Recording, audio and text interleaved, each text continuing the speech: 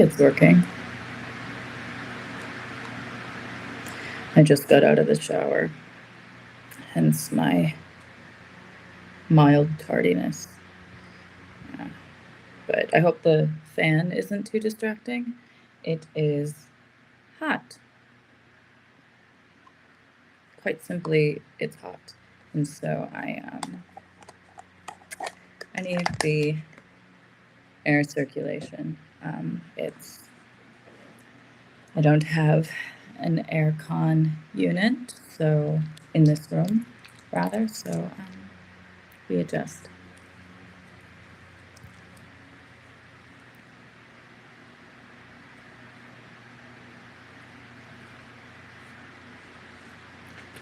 I need to do one thing at a time right now. I'm a bit coming back from it. It being a bit of a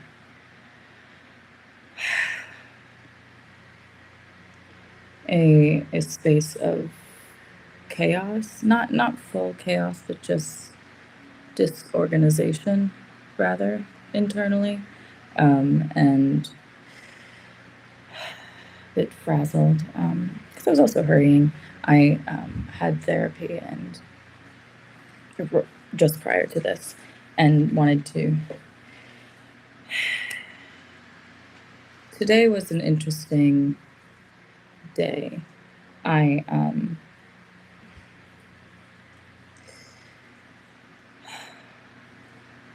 think that's that feeling right now of like, I think sometimes we forget the beauty of a transitional phase or change in life, where two aspects are battling and often colliding and competing for prevalence, competing for the driver's seat. And even though one is more likely than not to win, it's, I mean, to be fair, maybe if I were anyone else or at a different time in my life, that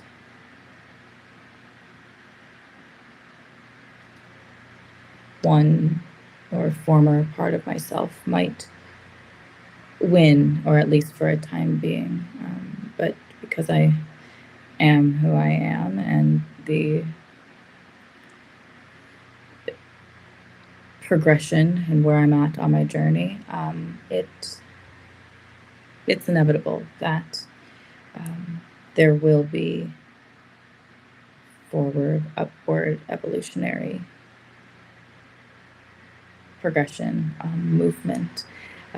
But there are some days where habitual and, in my case, often necessary contraction want to be in charge.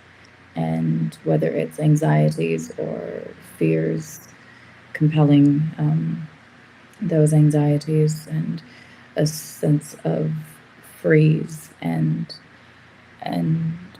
maybe judgment of self that seeks to stifle and cage and just which is where the tightness of breath or the desire to comes in. It's just been a bit of a whirling, which is so funny because like the things that it stops me from wanting to do, once I do them, I feel so great, which is why then this other part of me, this more connected, more, I don't even need to put full judgment on them. I guess I could name them.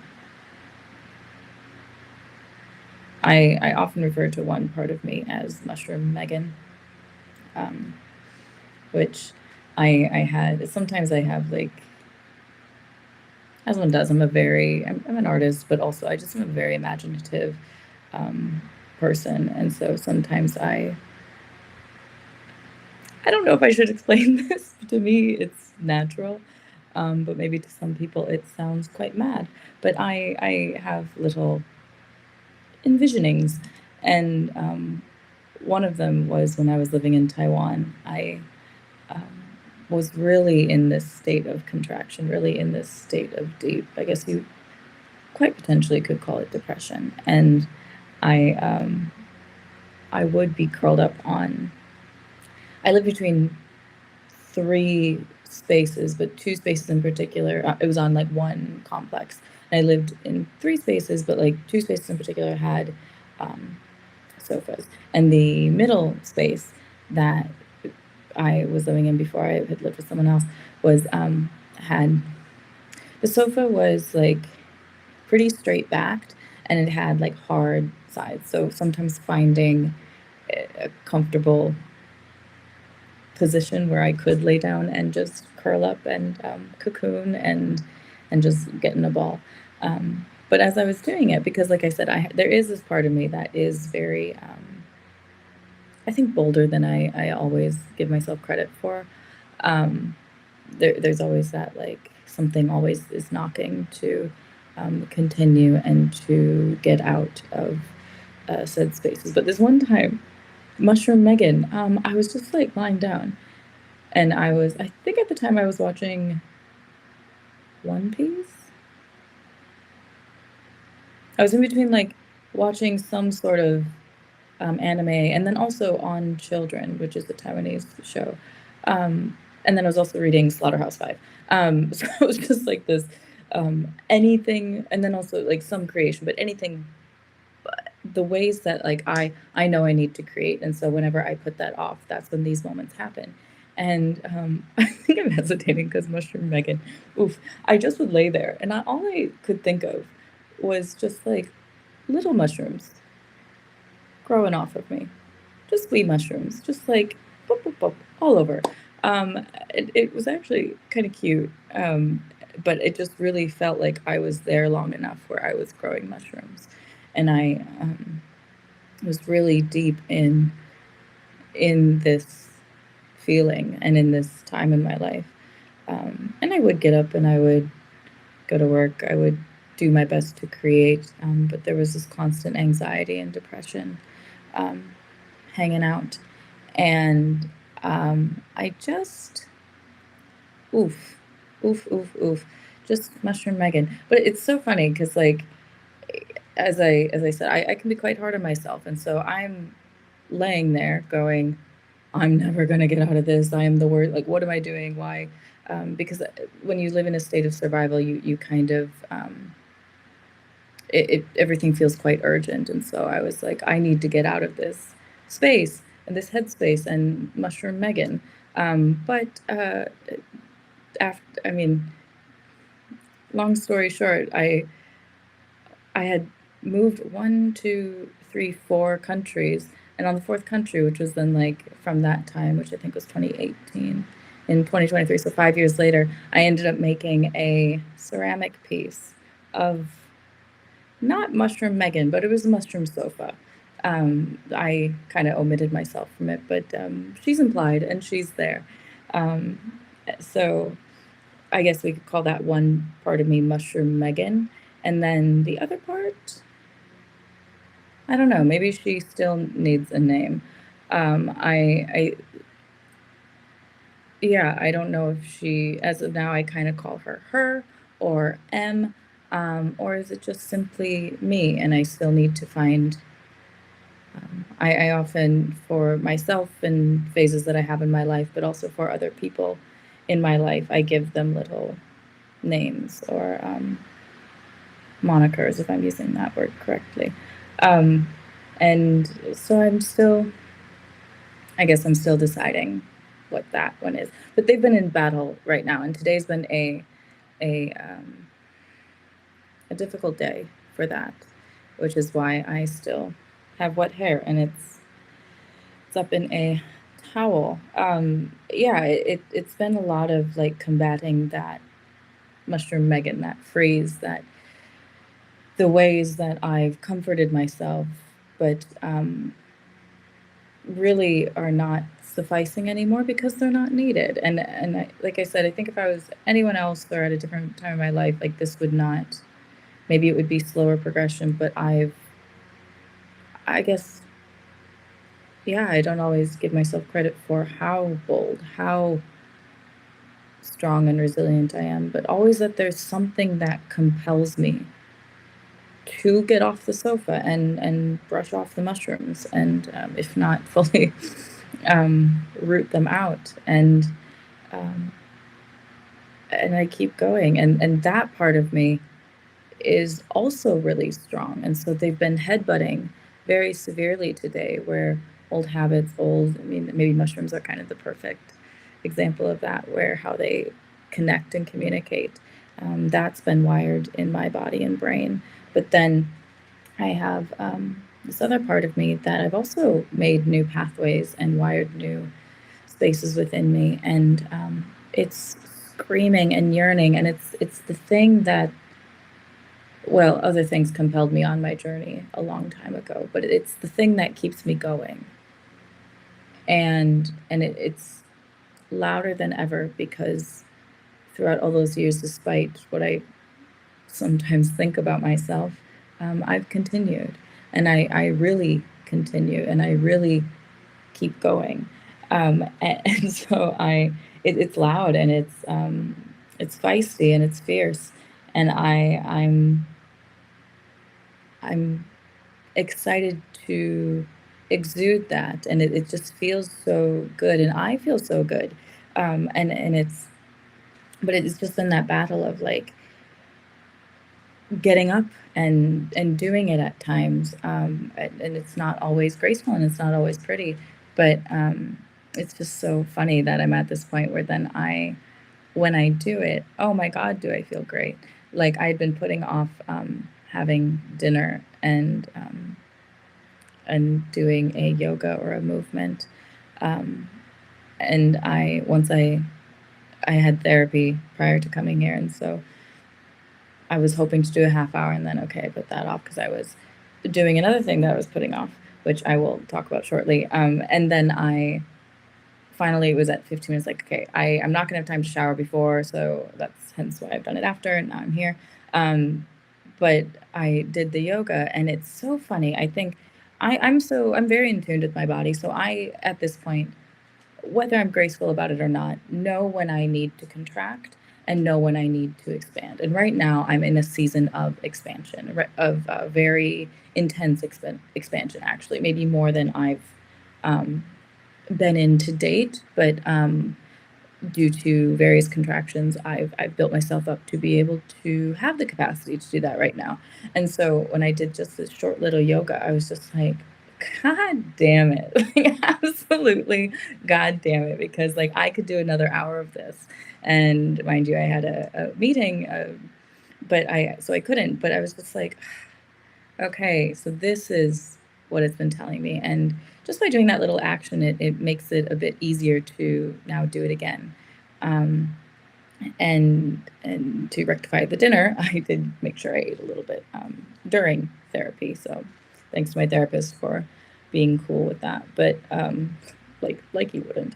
But anyway, I just it's those actions, those forward movements that I've been, sometimes you feel so down and so in the shadows and the valleys that it can feel hard to get out of them. Which is it brings me to what I wanted to talk about, like what kind of the theme was, because I put off doing this live because I want to feel like I know what I want to talk about, and sure I can blab, but sometimes I feel like because I live in my own head, I think I've talked about things. But also sometimes there is a beauty of like you talk about something and then you talk about it again and you have new insights. But I do those cycles of expansion and contraction, and I am, maybe some people don't quite believe it, but I am quite introverted, and I need to introvert and hermit and hole up for a good chunk of the week, actually, and just be with me and my energy. and so that when I do expand, I can give it my fullest, and making sure I'm creating too, so that and I'm not putting it off and become mushroom Megan, because that's also what grows those mushrooms is when I don't create, I get really irritable as well. But so I kind of was battling within myself of like, yes, I think there is something to say for showing up and something that I think not everyone can recognize within themselves when they've gone through when they've been traumatized or victimized or in difficult survival circumstances, is that needing to build trust again with yourself, because it can feel like, even though that's actually what you're doing, it can be hard to label it sometimes. And so I've been that's something I've been working on, is making sure I don't want never mind. I don't want to use the term working on because I'm not a project. Um, but just something I've been seeking to implement more, so that even when I am doing it, I'm noticing that I'm doing it and building that trust in myself and building having that movement. Um, because again, I'm hard on myself. So just by doing those little actions, proving to me that I am doing it and I am building trust. So, but there are certain things that I'm like really craving to solidify and root in. And so when I don't show up for them, or when like certain things get in the way, either inside or externally, um, it kind of gets to me. But again, it's that mixture of like having grace toward oneself, but also kicking yourself in the ass when you need to. Um, it's love. But I,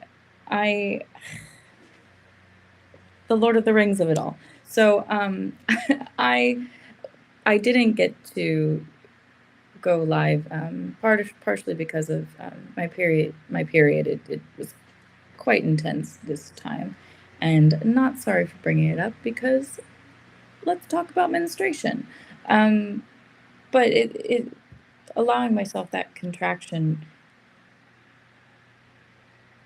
it it allowed me to get to this point where by doing those habits that ultimately I am desiring to shed, it did bring me to the Lord of the Rings of it all. So, lore about me.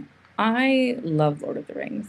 I When I didn't have friends, and granted, I am someone who often feels like I don't have friends or that I belong. I think I came out of the womb feeling like I didn't belong. Uh, but I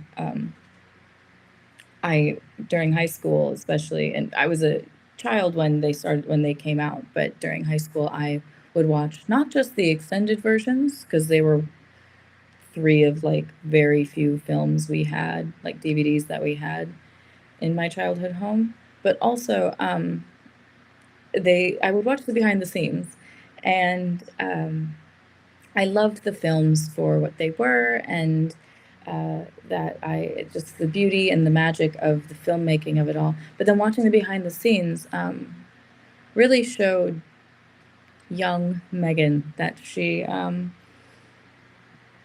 maybe she should and could be creative. Hello. So maybe that would be possible. Creation wasn't really rewarded unless there were acceptable modes of creation in my childhood. So seeing that, yes, be creative, be so creative. So Lord of the Rings was really that like part of what ignited that fire. And today, actually, I saw just a wee clip that reminded me of. There's a line. I think I have it in the description of this video, but it's a line by that Sam says to Frodo. I if I remember correctly, I don't know if like this was kind of like a scene made for the film, that wasn't quite in the books, but do not quote me. Like, okay, I used to be able to quote all this and like knew all this very intense Lord of the Rings lore, but I've been within my own creation for a while, and I'm not as knowledgeable as I used to be. But I think I could still maybe recite most of the films. I could speak them as they're happening. Anyway, but it was a scene in the Two Towers toward the end where the Nazgul are trying to, like, Frodo's trying to give the ring to the Nazgul um, in Osgiliath, and Sam saves him. And after Frodo comes back to his senses after attacking him, he's like, Sam, I don't think I can do this. I don't think I can, I can't continue. This is too much. Um, More simply, but Sam then goes on this whole monologue about like, I know this fucking sucks. Like this is hard, but the stories that are, yeah, well, no, Frodo did not lose. Frodo was sad. Well, in the end, he won. But lost confidence. Yes, sorry, I didn't read the last bit. He did lose confidence, which makes sense. And I find the two responses to this moment really interesting because on the one hand, there's Frodo who like after Sam goes on his whole monologue, which I'll finish quick. So he goes on this whole monologue of like, you know, those stories where like the darkness and danger is there and it looks like the sun will never rise again and things can never be the way they were, and maybe they never can, especially for those who go on this journey, which is what they're going on. But like everything is forever changed even if the sun does rise again. But those stories resonate with us because they matter, and they're fighting for something. They're continuing despite everything. And Frodo's response to that is like, what are we fighting for? Which, like, to your point exactly, like he lost confidence. Yeah, like look at the difference of burdens the two of them are holding. Like Frodo literally is holding the ring, and he is so like literally the weight of it and the how it changes him is a different experience than Sam, who is supporting him. And sure, while he was briefly a ring bearer at one point,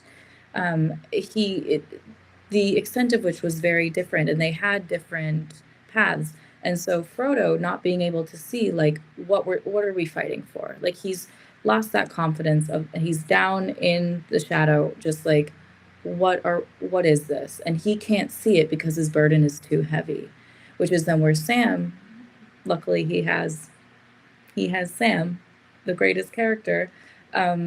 He comes in saying, "Hey, there's good in this world, and it's worth fighting for," and to have those reminders, whether it's from someone else and an experience you have from them, or that then ignites something within, it's that thing that it keeps you going. It's what's worth fighting for. And while sure, that whole story is like, yes, that there's good in the world, and there literally is like good and evil, bad, whatever, and a ring that they need to just pop into a mountain. No big deal. It's quite external, even though there are internal motivations with it as well. It's a very external thing. But it got me thinking, and I teared up, of course, because I've been going through it. But also these stories, like I said, are really close to my heart, and something I don't always talk about because it feels a little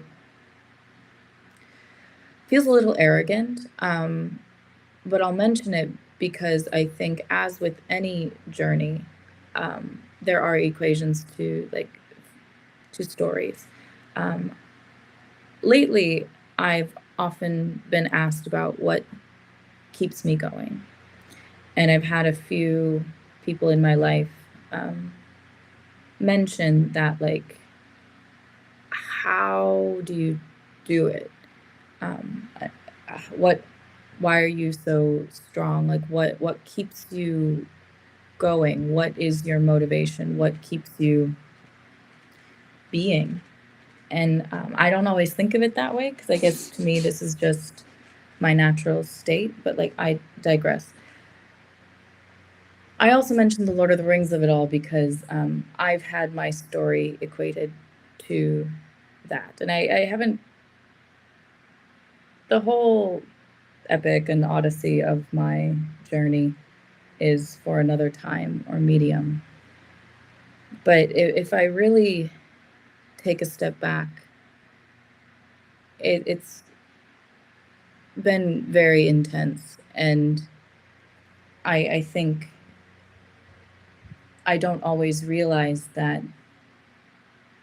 there's like what am I fighting for? What is that? I've been Frodo and I've been Sam along my journey of what keeps me going.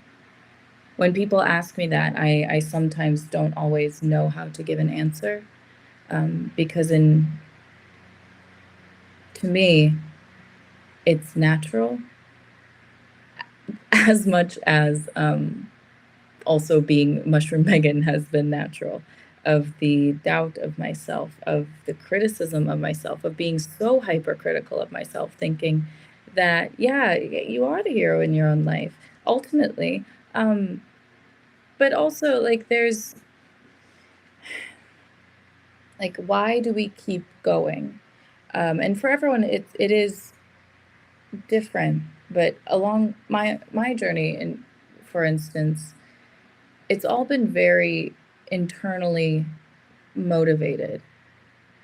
Like I don't have a ring that I need to pop into Mount Doom. Um, and even when I think about like, well, what am I striving for? Sure, like one could within my career, you could have certain accolades that you desire, and none of that is like good, bad, right, or wrong. Like I think, great, like pursue the ultimate capacity of creation, and if that looks like a Grammy, if that looks like an Oscar, if that looks like an art prize or exhibitions, whatever. But I think that's still different to me than like what keeps you going, what gets me off the sofa, what has me brush off Mushroom Megan, what has me even today getting onto the floor and doing some yoga or in a workout, what gets me um, what has me unravel a whole artwork and reconfigure all the math a bit in order to make a new one. Because that's even what it's all about too, is in order for that continuation or a creation to be creative, you sometimes need to deconstruct, you need to shed, you need to start over, or maybe not fully start over, but just burn something to ash in order to create something better. But even again, what that thing is, and like I said, I sometimes am not fully aware of what keeps me going. I sometimes am conscious of it, but sometimes it, of course, ebbs and flows and evolves. Um, I, I don't.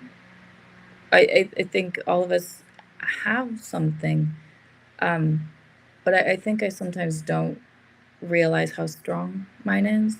I guess some could say that it's that creative fire, or that fire that burns, and sometimes it's blazed for me. Sometimes I almost like feared that it went out, which like it can't. I think I would die.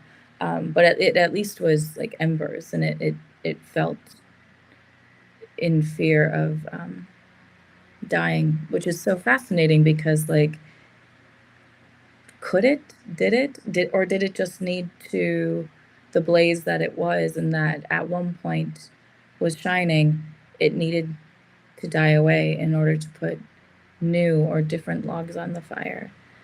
But I just, yeah, I especially lately, I've had a couple times I've been mentioned that my journey sounds a lot like Frodo and Sam's journey. Um, but also, just I've had quite a few people ask me like, why, how are you doing this? Especially because a lot of my journey I've been alone. I think even like with a big difference between Frodo and Sam and their journey and my journey, Frodo, whether he wanted it or not always, had Sam there, and he would not leave his side. Um, and a lot of people don't realize that, like, yeah, we are the heroes in our own life, and we ultimately are the ones that need to get ourselves off the sofa. But a lot of people can think of someone that, like, I'm having a hard time. I'm gonna call someone. I literally now maybe there's like one or two people I might. No, I don't know if I'd feel comfortable fully.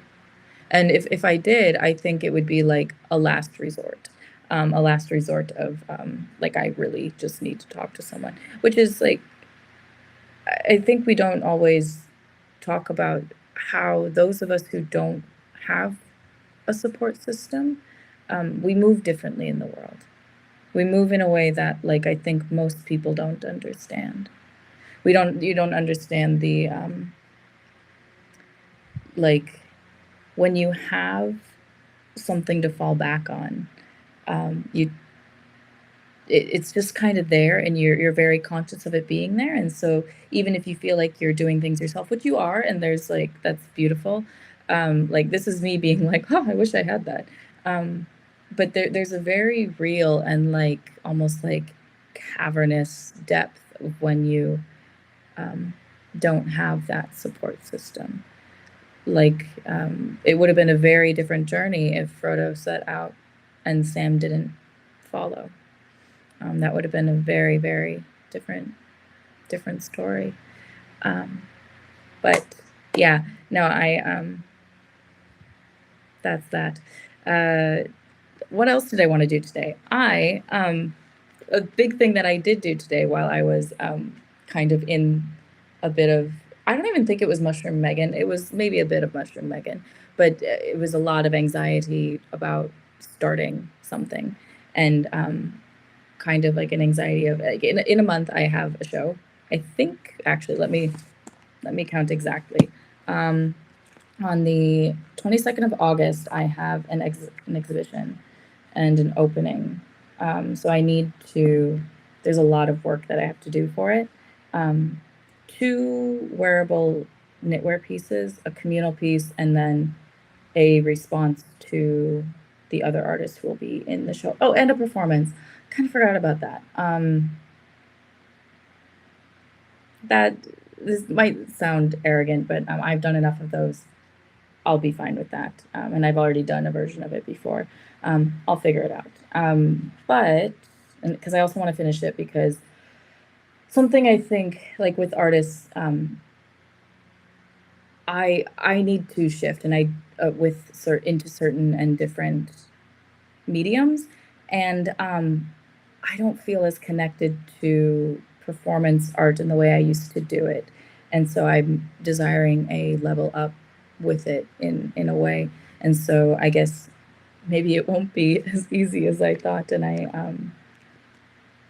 I need to adjust and course correct. But that isn't a big worry right now because I need to knit, like tragically.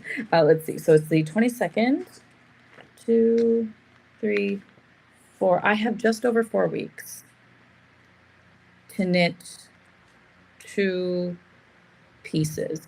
One is small. It is, let's see, can I, here, it's this. The back looks like, I don't want to show you all my notes. This, and then the other, so this one should work up quick enough. The only issue is like, this is kind of like very organic color work. And that, so it's kind of like, thank you. It's like very kind of painting um, painting with yarn, which is exciting. And thank you, there are holes. Yes. And luckily because I've done the wound a lot on my work.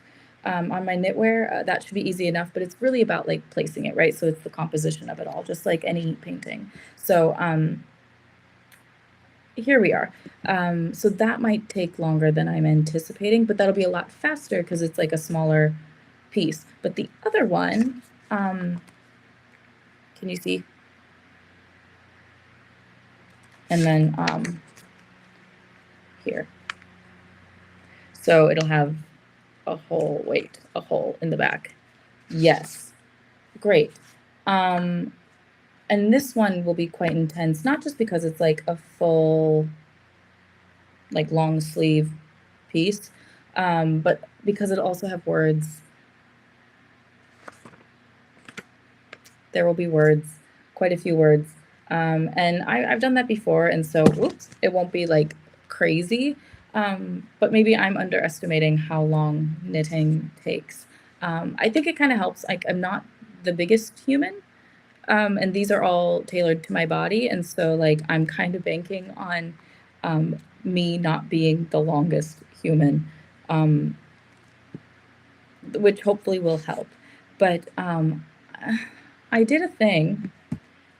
I had like quite a good amount of progress on the first one. So the first one's called Skin. The alternate title is called Warring Lust Bites, colon, Reclaiming Damaged Crossed Out Skin. Very loaded. And this is a very loaded piece, which I think is maybe hence a bit of the oh, am I doing something? What am I doing? I think that's a bit of the apprehension. It's one of my pieces that just like I did with, I have a dress called the Rape Dress, which is a dress I made for a performance out of the documents of my failed rape case. This piece is about more pointedly like a recent sexual harassment that I endured in my a former resident place I was living, but also just like the intensity of like harm that my body and others I'm sure have also experienced, but mine in particular. And it's so I think there's like a big kind of I'm very happy to, and I've worked really hard to feel safe and strong and really not, this is no pun intended, to have thick skin and to take care of myself amidst this very vulnerable practice. Like I'm talking about some really intense topics and themes and sometimes taboo things, and I'm can be quite antagonistic by just simply making them, but also it's vulnerable in in like the intensity of like, hi, this is my story I'm sharing. But also like within transmuting these things within me. I grew up in a very religious household and an abusively religious household. And so there's it's one thing to de-indoctrinate from said like religious and like that whole abuse. But there's also something that like I think really hangs on, especially being a person conditioned as a woman in the world. There's a huge intensity of like body and de-indoctrinating from and really healing said your body. And so I before I knew it, again, the unconscious showing up before the conscious, I um I started my whole career as an artist doing nude self-portraiture and black and white film photography. And so before I knew it, I was using my body. And even within a lot of my artist statements, I say that my body is the nucleus of my work. And now further, my body, my story, my voice, my experience, that's the nucleus of my work. But I do use body a lot. And like this one is very visceral, I'm literally going to be wearing my skin of a time that like really really fucked with me and really hurt me. And I hesitate to say that it's going to be beautiful because I turn the ugly and sometimes overtly ugly into something beautiful. But this will be unsettling. Like I really think, like just think about this. So like this, um, it'll look like a gorgeous little like painted thing, but then like wearing it, granted, this isn't like fully my skin tone. I couldn't find my skin tone in this kind of um, I just couldn't find it in this yarn, but it's close enough. But it's, I think, also purposely like this, so it's a bit paler in the way that it'll then show up more on my skin. Like there will be contrast to my own skin, so you can still kind of, it's still an art piece. Um, but also like if you get sick, because this makes me not feel good. But anyway, it'll be uncomfortable because yeah, okay, from far away or even up close of it, it'll be like, oh, okay, what an interesting pattern. And then seeing the position, seeing everything, it's like how how concerning, how upsetting, how unsettling. But that's who I am, and this is what I do as my art. So yes, I digress. But okay, the thing that I did that maybe I shouldn't have, but also like I needed to. Um, I unraveled it. Surprise. I was I was this far. I connected the front and back. Um yes. Thank you. I think they're beautiful too. I'm going to add this one too. Tomorrow I am going to I need to, a lot of this is these projects right now, both of these pieces are using up the stockpile of yarn I have. However, I think these are all like gorgeous colors, and I think they do represent like hickeys or bruising well enough.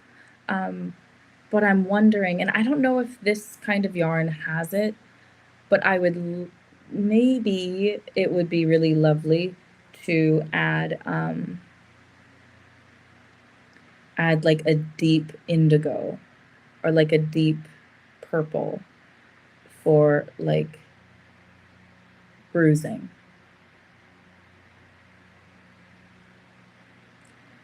I'm still thinking about it because I think there is something lovely about, and maybe artistic, as one could say, to have it be more a hint at it, it being implied, the implication of it, and therefore kind of using these lighter colors, like different shades of healing. Also, like a bruise is also different from a hickey, and so like they're the same, but like they can sometimes shape up to be a little different, at least on my skin.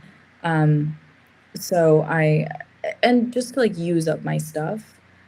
So one having just maybe a more implied artistic rendition of it could be quite lovely because they are really, as you said, I think they're really beautiful colors too. I think like it just really shapes up to be quite nice when they are together. Um, but then there's that part of me that is antagonistic, that part of me that is like go for the taboo, and like maybe I do need to add a like an indigo, like a deep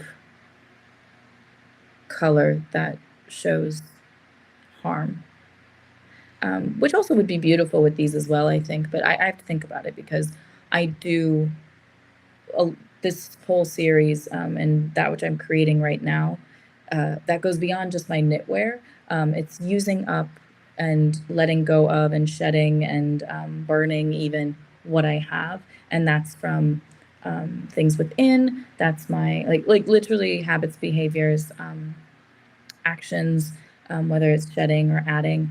It's what I wear. It's my stockpile of yarn. Just like it's like a refresh, just like even though maybe I put myself a little bit behind and this is all my progress. I think sometimes it is, and it's needed. This is a huge theme in my artwork in general of death and rebirth and shedding or tearing down or burning in order to create something new from that which you have. Like sometimes, yes, rooting out the mushrooms, mushroom Megan, but sometimes it's like, well, but mushrooms also nourish. Mushrooms also are a good time. Mushrooms also, there's lots of things. There's healing properties. So it's a mix of all of that. Not always being. And don't get me wrong. Sometimes have at it. Like have. Don't be graceful always. It's okay. But that mix of that and then the of maybe not volatility, but just like an explosion of like just needing to shed it. But also there's a beauty of like life-giving fire and burning and shedding. So it's just that balance. And I deal with a lot of this of whether it's like funerary rituals or death and rebirth cycles in my work and in my life in general. And so, yeah, I was really confronted with it today when I knew I needed to undo this. One, because I wanted to adjust the math, maybe, which is silly because I actually think I'm going to do the exact same thing. But also because I was using, where is it? Ah, I all of this yarn is the same kind of yarn, and it's the same yarn I'm using for the other piece, which is, by the way, called What I've Needed to Say. So both of these are quite maybe that's why there's some anxiety. They're very they're going for it, let's say. But also all this yarn that I will be using for it, it's all the same kind of yarn, just in different colors. And so when I was making this piece, this skin piece, I didn't have a purple, but in this yarn, but I did have this one, which is a purple version of the yarn I used for my sweater with the wound on the back, like the big sweater that, so many things I'm juggling, but I've written the pattern. I just need to size it and have it test knitted. Anyway, so I had that and great, lovely. But then for another workshop, I had gotten this yarn and I thought like, the color work wasn't shaping up how I liked. And mind you, I technically I'm new-ish to knitting. I've taught myself and have just been getting better and better throughout the past couple of years. One of the pieces I am showing in this exhibition is the first ever garment I made, which is over there. Maybe I'll get it in a little bit if you want to see it. But I just knew I could do better with the color work, and given what this piece means, I really want to do it justice. I really want to make sure these lay nicely, especially because they'll also be laying across my chest, and so like I want that to be one comfortable, but also like just look good, and be we don't need a nip bug. We don't need a nip slip. So, like in public, granted, free the nipple, but also, while I like it to be free, sometimes that kind of attention is, there's a time and a place for myself. Anyway, I say that and then I don't even own a bra. Anyway, I digress. But now that I have this, I thought it's probably for the best to just undo it, better my techniques so that I'm doing this piece justice, but also it would be nice, I think part of why it wasn't working up great was because it was different kinds of yarn. And given my skill level that I'm refining, maybe it is better to use this. And instead of it being like, it maybe potentially would feel more like skin. Sure, the other one might like give it a bit more texture, which I guess one could argue would also be really lovely. Like sometimes in order to emphasize, even if like bruises are streamlined on the skin, in order to emphasize some of that texture and dappling of color, perhaps like something a little elevated would work nicely in this kind of piece. But there's also part of me that like feels the unsettling part of it, of like it being more streamlined might do well. I mean, I also can like double up if I want, and therefore that would give it texture. I'll play a little bit. I'll play a little bit, but I can't too much because I need to finish as soon as I can. But now this also gives me an opportunity to quick go see if there's like an indigo, and I can maybe add that to my color scheme. But something that was also bothering me, one second, I'm gonna go get it, is, okay, I recently finished a piece and it's in the same type of yarn. And so when I did this, it's like really quite thin straps. And I've been modeling it after I have a one-piece swimsuit that's like, let's see if I have here. It's like this thick. And that's kind of the thickness of a strap that can you see it? Like, yes, that thick. And that's kind of the thickness of a strap that I'm wanting to make for this. Yes, and so like I made this piece recently.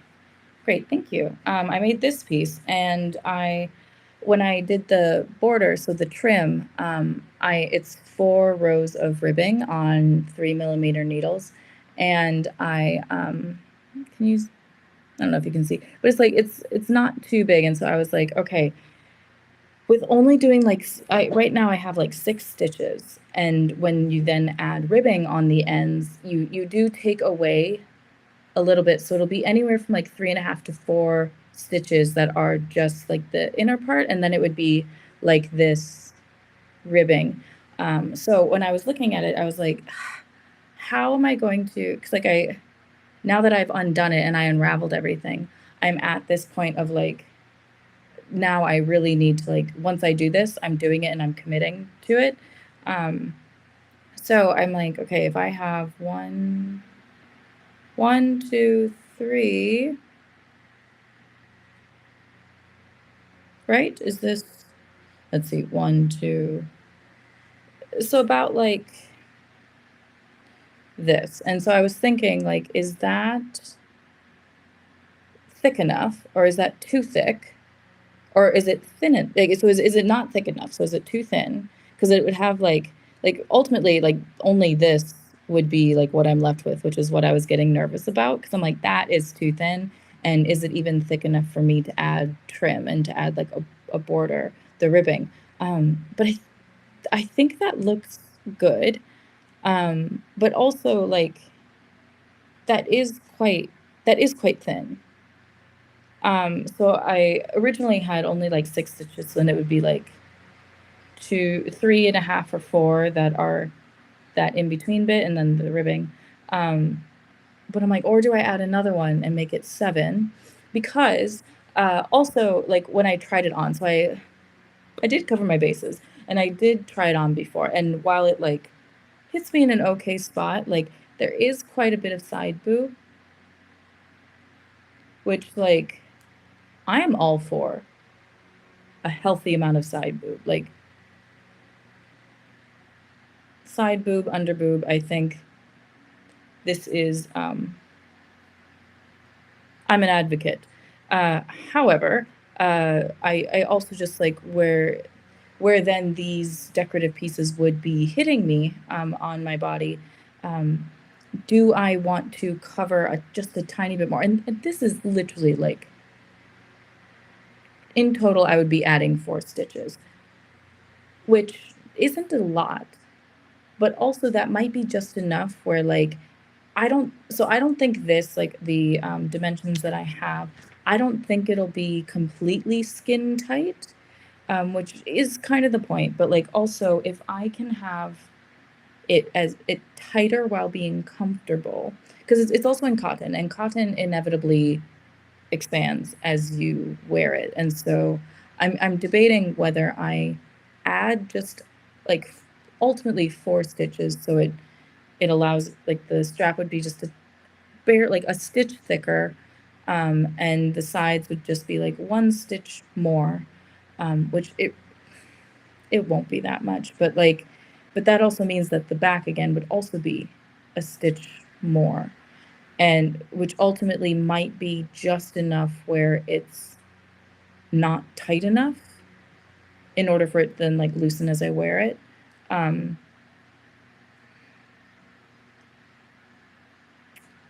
so that's what I'm debating, and I'm not sure which way to go because I do like the idea of it being tight so that it's literally like a second skin, um, while also being comfortable. Like not I'm not talking like super skin tight, but quite form fitting in a way that it just like hugs my body in the right way so that these things that it is emulating and that which it is showcasing, um, I want that to be evident within not just the knitting, but in the fit on me. So there's that. It like yes, it like it comes down pretty much like the swimsuit I showed you. Like it, I don't know if I showed you the full swimsuit anyway, but it like comes down fine enough. And then, but then like when I tried it on, it was like it cut me off. Like you can't see it, and I'm not gonna show you. But it cuts me off just like here, so there is a fair amount of side boob. Mind you, this was before I added any ribbing, and so there was a fair amount. And then if I add like a centimeter and a half, or I don't think how many centimeters is this? Not much. Where's my? It's not even a centimeter. Oh, oh. I think it's like 8 millimeters. Ooh, ooh. Because I've been able to correct other things by just adding more ribbing. But this one is very particular that I need to not add a ton of ribbing because of the style. But also, yeah, it'll just look better. Um, this one to like is across like the yoke here is 80 stitches. So this one's like, yeah, so this is done. I'm very happy with this. So this is 80 stitches and then plus this. This, as of now, with only like it being 6, is 72. So this is, it would be, see, 1, 2, 3, 4. 1, 2, 3. So about like this. So as of now, and maybe like that. As of now, like that's where it would hit me. And then that might be okay.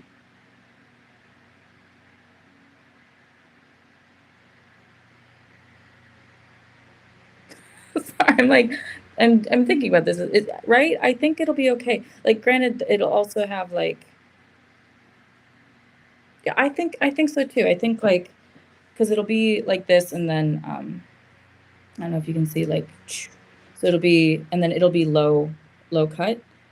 Yeah, so like, I think, granted, okay, this is really big on me, but that might suffice. I'm not gonna put this on right now, because it is too big, or it's not the exact measurements. I'll try it on maybe tomorrow. No, I probably should knit. After I leave here, I will probably go and knit for a bit with myself. But yeah, huh. Like I know it hits me well here, but also gotta accommodate certain measurements. So like it'll hit me just fine on like where my shoulders, how my shoulders are. But then it really comes down to like it's a very similar way that I worked this up, but just a different style. And then I also, yeah. Anyway, um, I I need to briefly think about that. Um, I don't know if you have an opinion about like, do I keep it smaller, even though it's literally just like 4 stitches? Um, is it better to like have a thinner strap and stays, therefore the whole thing stays smaller? Or is it worth risking it and like accommodating those 4 stitches? Because I think both could be just fine. The other one, like I said, 4 stitches ultimately adds like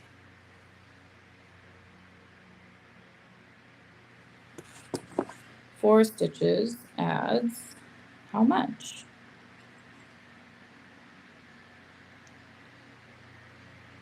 Oh, okay. So it does add like a solid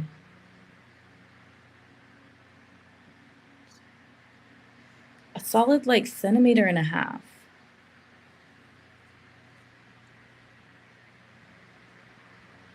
No, I got you. No, I'm just thinking like, because I think a centimeter and a half. This is me thinking out loud. This is literally what I do in my own brain. Um, this is what I do in my own brain on a Tuesday, on a every day, or when I can't sleep, and insomnia strikes. Um, but so I don't even you don't have to give me your opinion. I'm just thinking out loud. But so like a centimeter and a half, like isn't crazy, but also for some styles and some aspects of fashion, like that's enough to throw it off. Um, it could be a good accommodation to allow for placement of said bruises and hickeys. That could be lovely. Um, but I it also like that centimeter and a half could also be like I said, this is cotton. This is 100% cotton, and I've this is true with I'd say most any cotton, but it expands, it stretches as you wear it, and I've really noticed it with my I no, not in my room right now. I don't have an air conditioner in my room. I have a fan, which is why it's maybe a little loud. Can you see it? Can you see it? It's like oscillating. It's hanging out, um, which actually is sufficient. Like I don't need. Why you don't need to see my fan? It's just right there. That's the fan. Um, there it is. Um, it's perfectly fine. Actually, because it's not like the craziest hottest summer as of yet, knock on wood. I actually get a little chilly with the fan because I only wear a sheet.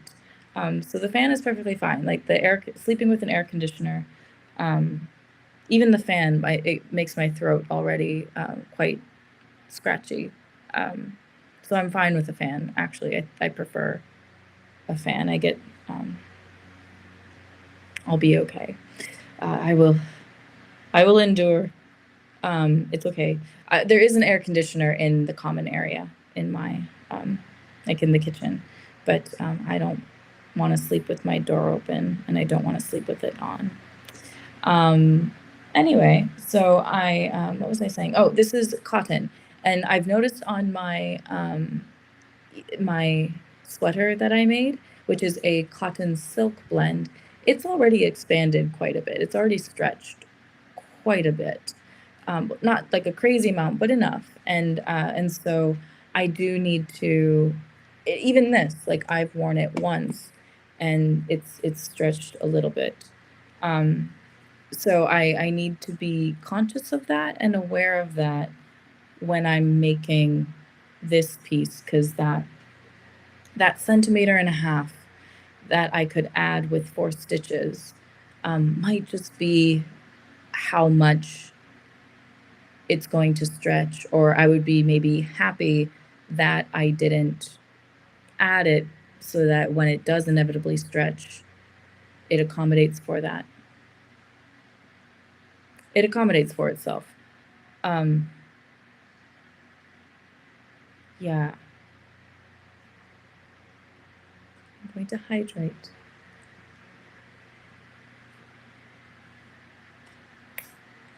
There's a fly. I think it's really tiny and I don't think you can see it, but there's a fly and it's bothering me.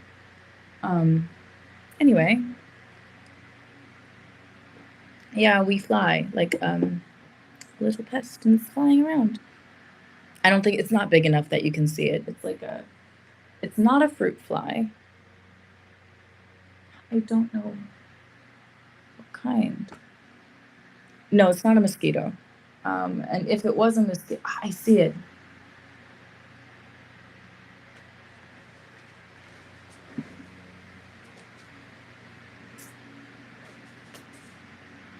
No, it's like really tiny. I didn't get it. It's really tiny. Um, Not a mosquito, not a fruit fly, different kind of fly. Um, yeah. So that's my task. I know I'm trying to catch it. I'm trying to. This is so like might sound very silly to me, but like being like vegetarian more often than not vegan, I will kill a fly though. Um, which maybe is not what you do as a vegetarian or vegan. Um, I'm going to take this out one moment.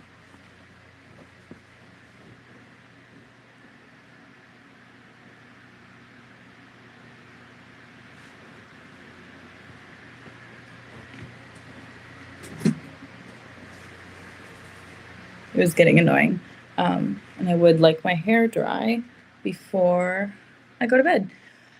Um, yeah, so that's what I'm doing. That's what I'm working on. Oh no, where is my part? Um, oh, thank you. Um,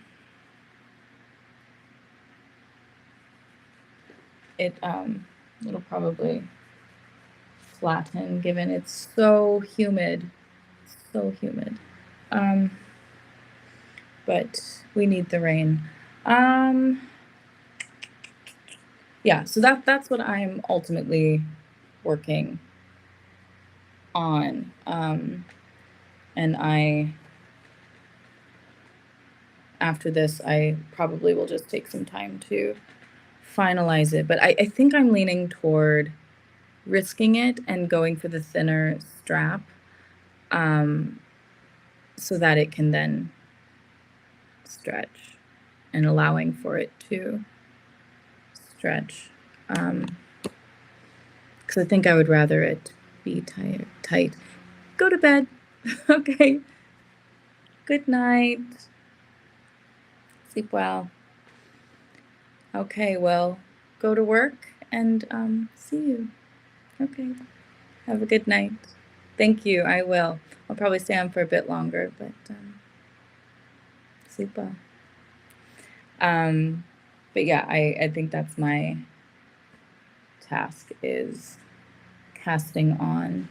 One nice thing about undoing all of my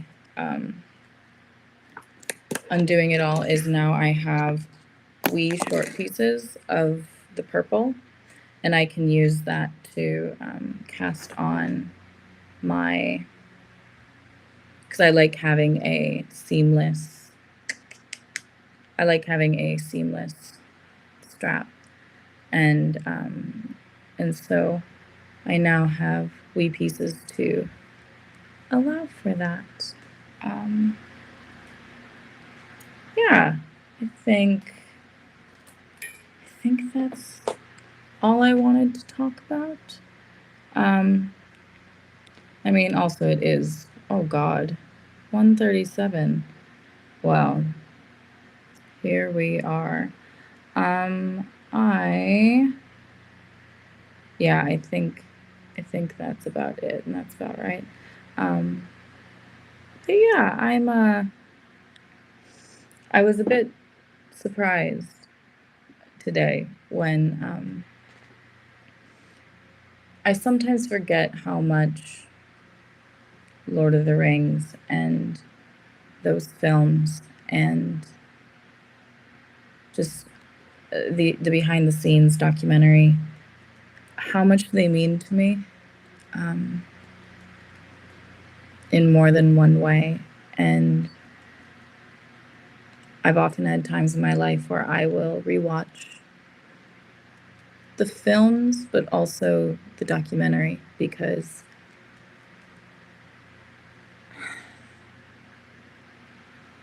I feel that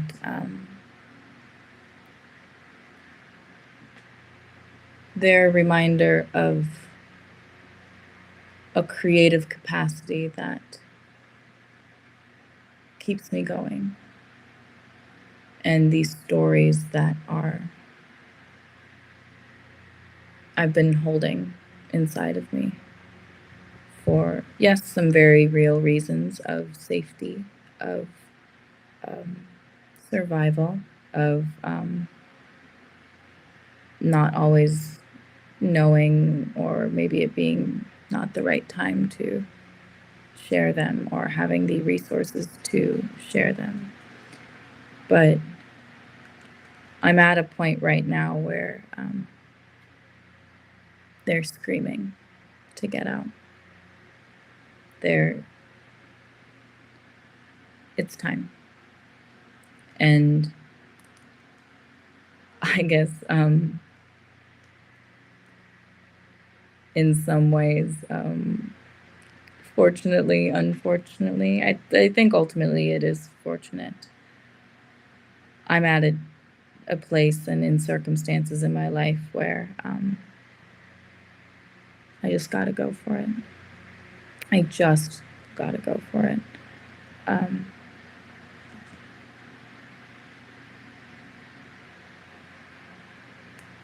They'll spill out of me one way or another, so why not do it purposely?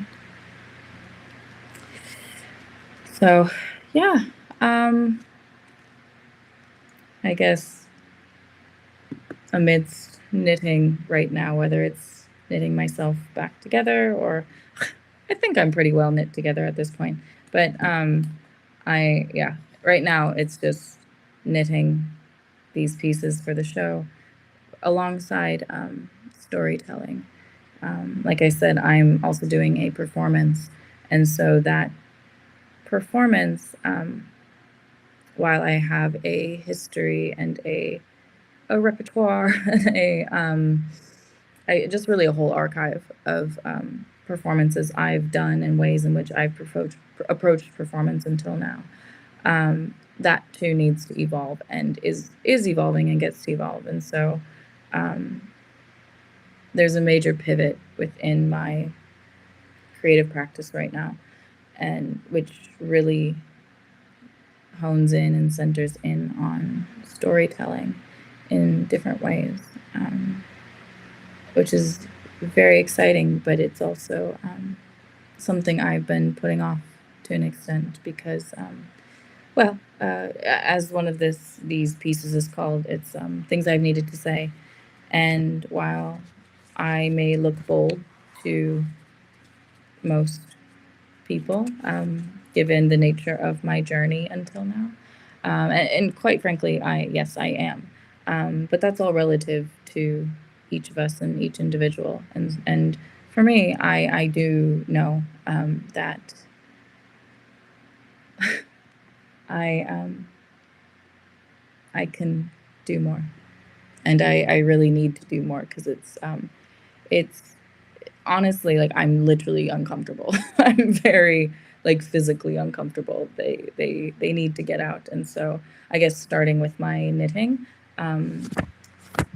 skin, which I'm currently, once I hang up here, I will start that. I will, after unraveling it, cast on again and redo it. But then this one is the what I've needed to say, which is exactly that, what I've needed to say. Something from I love my powerful tits to that your discomfort says more about you than it does about me. Like, or that my art isn't and shouldn't be seen as controversial, even though it is. It is classified as such, and which is more fun. I don't mind being the antagonist, but I digress. So yeah, that's I don't know. I've been here for an hour and 15. If anyone has any questions, comments, concerns, dirty looks, let me know. Otherwise, it is 2 in the morning, so I may need to. Insomnia is rearing its head at the minute, and so I probably won't go to bed. But I probably will cast on my new, cast on skin again.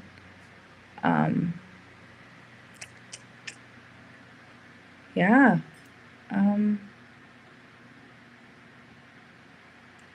don't know. Lord of the Rings. That's still on my mind. It was so funny. I was making my coffee today, and I saw a wee video of that quote, which is in the description, and yeah, I just love it. But making that capacity of artwork, I think, is for anyone who's creative, who's an artist. I don't know how to fully describe that discomfort of, and maybe, I don't know, maybe not everyone always feels it because maybe they have the beauty and the luxury of support, or maybe their work hasn't been rooted in an intense level of vulnerability. I think ultimately all art is vulnerable in one way, shape, or form, but not all art. Well, maybe to an extent, like, challenges vulnerability, but some, like, really challenges one's own vulnerability, and I think sometimes that's where we then can get scared and backpedal and not want to always share. Or within my case, like, it's I do have a very vulnerable artist practice, in a beautiful way, but in some ways it's also required me to literally adjust my life and adjust my being in order to accommodate the intensity that it is required of me to make what I make. And with my work currently, and in particular, I mean, not even just these 2 pieces, which literally talk about sexual violence and harm that I've endured recently, but also in the entirety of my life. But and making a piece that both, like, honors me surviving, but also the pain, and making a beautiful garment that is also unsettling, because, like, on top of making this, which will be, like, really a beautiful, like, painting of yarn, and, like, with yarn, it's like the technique I use, which of color work isn't like a back and forth, it is just like painting, and very organic.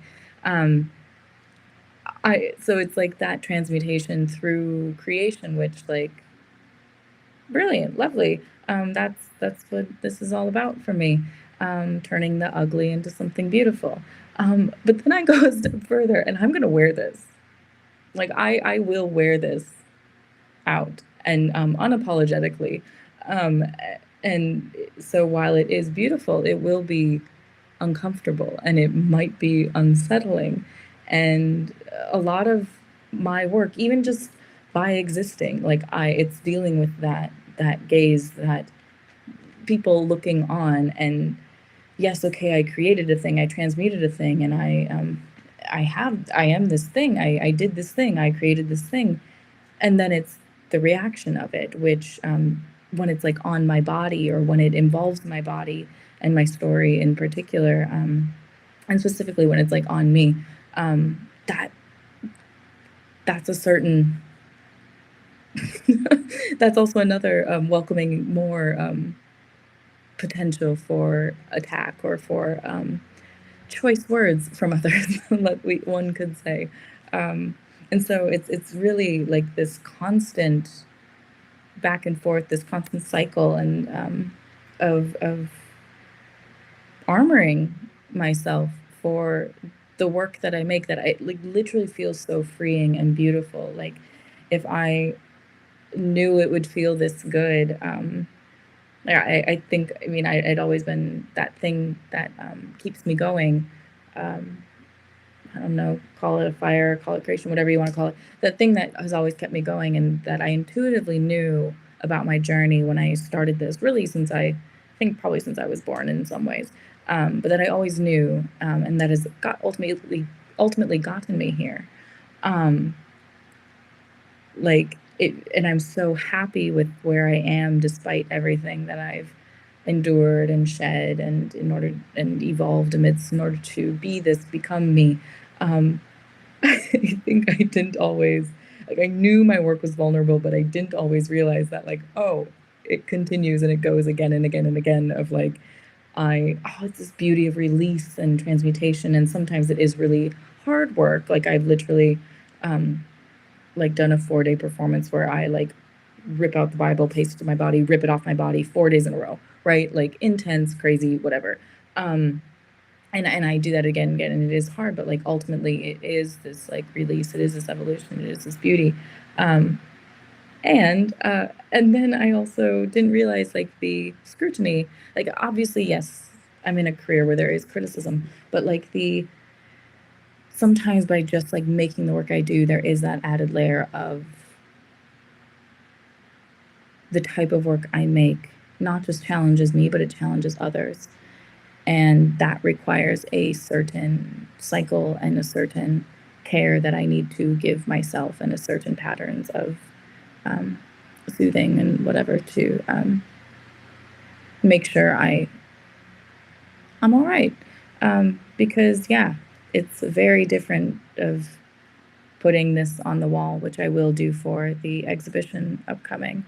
Um, I will hang this piece, this skin piece, but then I'll also wear it. And that's part of the art as well.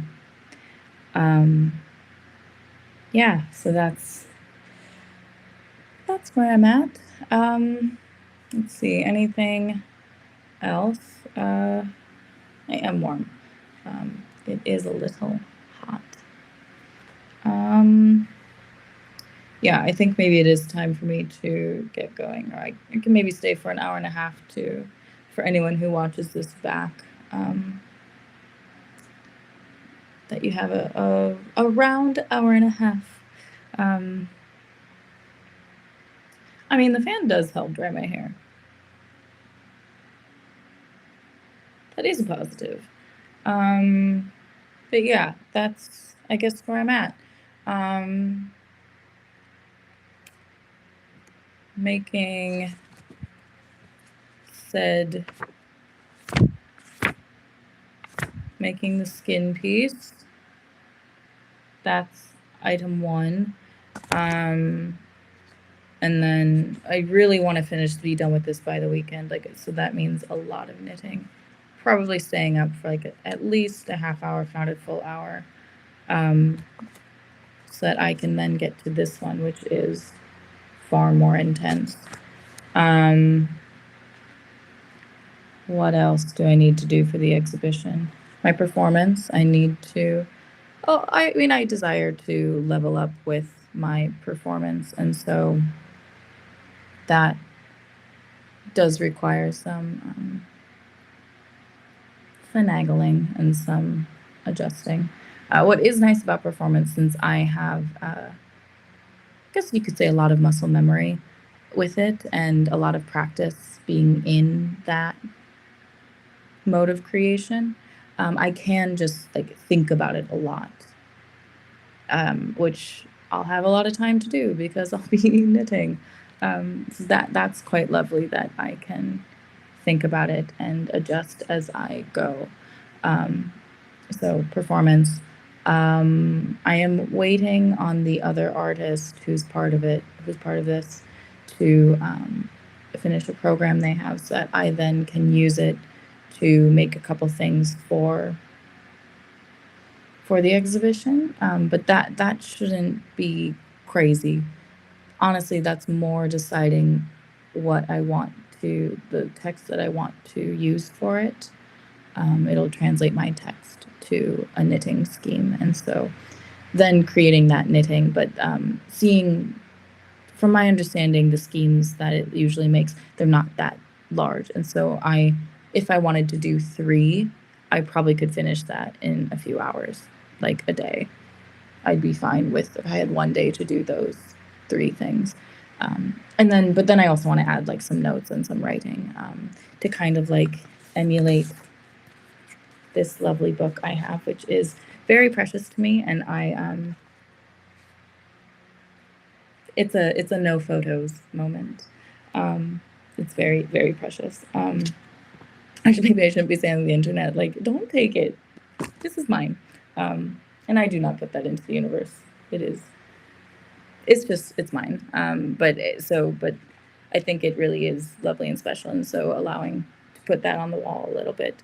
And then there is a communal piece, which I will more formally. I'm a little nervous, but I'm very excited. So it's more formally, this is a communal piece that I will be inviting other, just like anyone, audience, people who want to participate to use this other artist's code, this other program that they've created to say what you want to say through knitting. And if you can't knit, I think it's also lovely to offer the opportunity to just use it, have the schemes, send the schemes to me. Those will be, in one way or another, those will be on display. Ideally, I would love like a projection of them, but this is still like in the works. But like a projection of them, or like have some printed out, or maybe I will knit them and add them for those who want to actually knit up their scheme. I will then piece those together, and it'll become one large communal work. And so, like I said, whether you knit it yourself or I can knit it during the time that the show is ongoing, because prior I need to knit my artwork. But it's very exciting.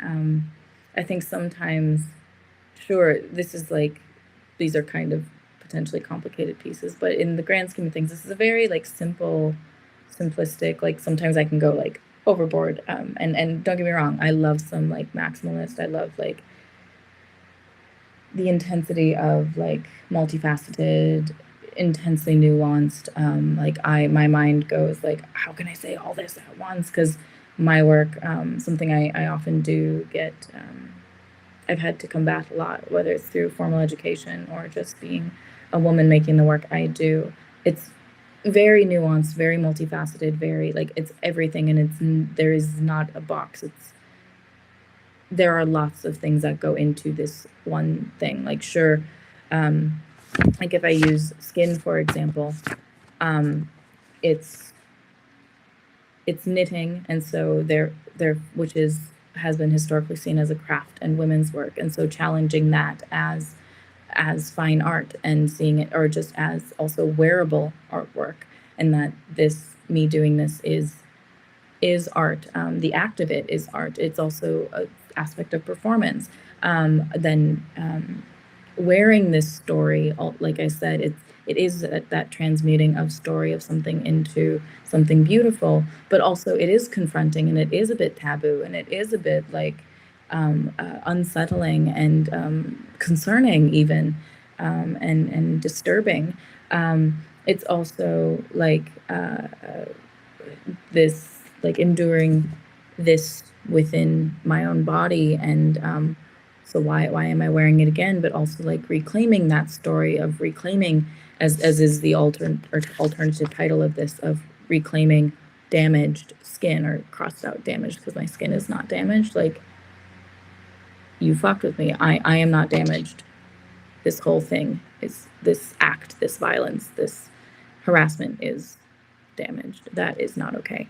But also adding like the word lust in there, so, and, but like lust bites, to play off of love bites, like there's just all these things that like go into this one thing, because it's also not just like on the surface, this one event. This is a history of events that have happened to my body, and like what that does to a body, and then to like reclaim it and wear it again, right? Like, so it's all these like these things, like, and this is just like the surface of what I've been like thinking about with this, because like, again, knitting is a very meditative, like healing act, and so just all these things like going into this, and I love doing, like, that's what my work is all about, is like taking all these things, and so sometimes I can maybe get a little carried away and want to put everything into it, because it's like I and this is why maybe I'm a storyteller, and probably why my work is pivoting and evolving, and why I'm taking this really drastic major step within my creation of like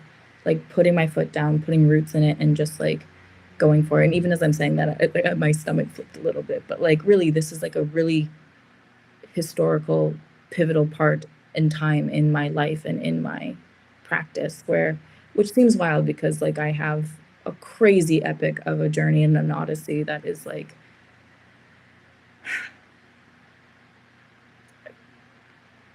a story for another time or another medium, but there's so much that is needed to say. But sometimes there is a beauty of like taking away some of it, and letting other things do the talking, and something far more simple, even though my brain, like, I think of everything, this and the other, and then maybe what's next door. Sometimes I forget that something small enough can communicate all of that. And I don't have to do everything all at once. And so I'm taking all of that and kind of funneling it into, this show is called The Textures of Meaning. And so letting that texture do the talking, even though there will be some titles, and like in this case, what I've needed to say literally will have words. But besides that, and like a little writing that I'm doing, like that, those are the only like visible words. And I mean, art in and of itself is its own language, but the other artist does talk about like aspects of, I guess you could say, like, misunderstanding, or not being able to understand and or communicate, and therefore translating that into these knitting patterns, for that texture. And I think it's also really beautiful. Like that's why we've been paired together by this curator. It's a lot of my story as well, because like I've lived in most of my adult life, I've lived in countries where I don't readily speak the language when I arrive, and so that's been part of it too. Is a lot of I've developed this skill of really permeating people energetically, and being able to understand them even if we don't speak the same language. And I do love that about my experience, and my journey in the world. But stories for another time. Yeah, so that's kind of everything I need to do, I guess, for this show. and I really need to finish this piece. I guess saying it publicly right here, right now, my goal is to get this done, get this skin piece done that I'm casting off by Sunday. It is Thursday, well, Friday, early morning. That's the goal, is to cast off by Sunday. Whether I can do that or not, I think Monday at the latest. But Monday, I would really like to, if I'm finishing it Monday, to then be finalizing the math and casting on the second piece, as well as maybe start planning out the words. I'll talk about that another time. Yeah, so quite a bit to do, which is heavily coinciding with some internal rearranging. So I don't know if I want to call it turmoil. Yes, there is that combating of that flame that keeps me going, and that has burned so much away in order to build anew. And I've already been building new bricks out of those ashes, but also mushroom Megan. But here we are. So I'm going to get knitting. I think I can end it there. But yeah, knitting to finish this. I'll be back soon because, like I said, this is a very pivotal time in my life. And while that means doing a lot of work, that also means showing up here and showing up to make what I need to make and say what I need to say finally, because like I can't hold it anymore. I can't just hold it in here. It needs to transmute and get out. So starting with these pieces and a new performance, and a lot of other stuff that I'm doing my best to find a system of juggling. So I'm going to go for now. Thank you to everyone who joined me. And yeah, I guess I will see you next time. Okay, have a good night.